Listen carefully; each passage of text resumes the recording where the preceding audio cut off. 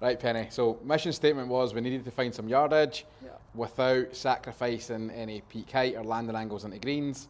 So with irons, we managed to get your longer irons to fly a little bit further. The gaps in the set are going to be a little bit wider, so we're not going to lose any control with wedges. So pitching wedge is going to the same distance. So from a gapping standpoint at the bottom, it's going to stay the same. But rather than 10 yards between your clubs, we're going to go 12 yards, which is going to give us a little bit more out of 6 and 7 iron, and then it's going to taper in so we can maintain that peak height. Beautiful. How does it feel being lighter? Does it feel noticeably different or? A little, but I'm not like, ooh. See if you try and hit one hard, Right. how much faster does it go with the lighter shaft? How much quicker has it been? If you leather it, what happens? Go and hit this one hard.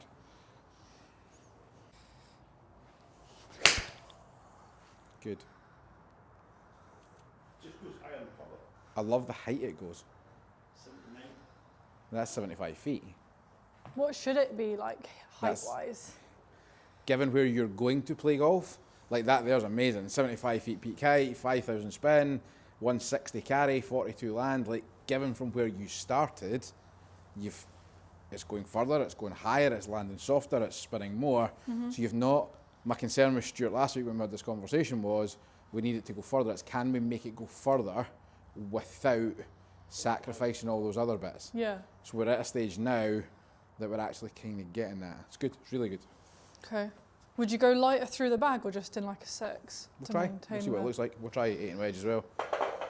Your hybrids, what we're going to do is we're going to take the setting down, so loft down on them. We'd lofted them up previously, so we're going to take the loft down on them, so it's going to give us a little bit more yardage, but they were actually going a little bit high to start with. So the good news is the peak heights are going to run in line with everything else, but we're going to be in a position now where they go a little bit further to make the gaps a little bit better.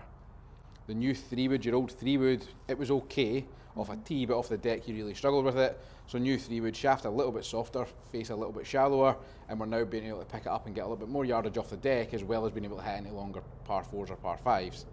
With the new driver, we've made the shaft a little bit longer to try and cheat a little bit with club head speed. You hit it straight anyway, so we get away with it. It's not like we're shortening the shaft for control. You already are pretty accurate, so giving you a little bit more length enables us to hit it that little bit further as well. All right? Yep, thank you. Here at SGGT, we use 4, 6, 8 and pitching wedge, which is different to other club fitters who only use a 7 iron for fitting. How did our approach benefit your fitting? I think that's good because it gives you the option to hit the different clubs through the bag. So for example, like you can really focus on getting the gap-ins correct throughout your bag rather than just having one club like your 7 iron, as you say, and then just kind of guessing where everything else is going to fit in. So then, yeah, as well, it also gives you the option to try maybe like slightly different shafts throughout your bag, maybe like a combo set, like different shafts in the shorter irons to the longer irons. So yeah, it just gives you a lot of variety in what you can do when you're getting fitted. At SGGT, we hit all of our shots out onto the range, so you get to see the true ball flight. How was that experience for you?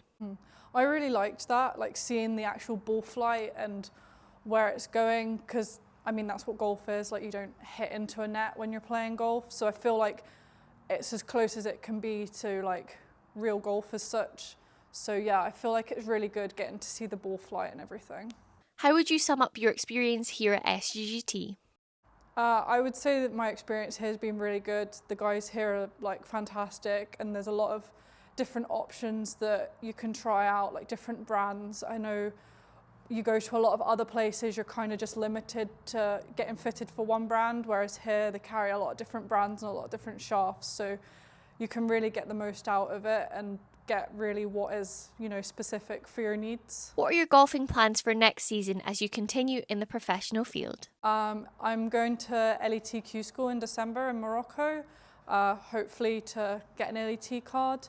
I played Access Tour this season, so yeah, just kind of looking to hopefully get LET status for next year. Stay tuned for part 2 of this video where we'll build Penny's clubs. It goes live on Sunday at 7 PM, so make sure you're subscribed. In the meantime, if you fancy booking in for a fitting yourself, head to our website at www.sggt.co.uk.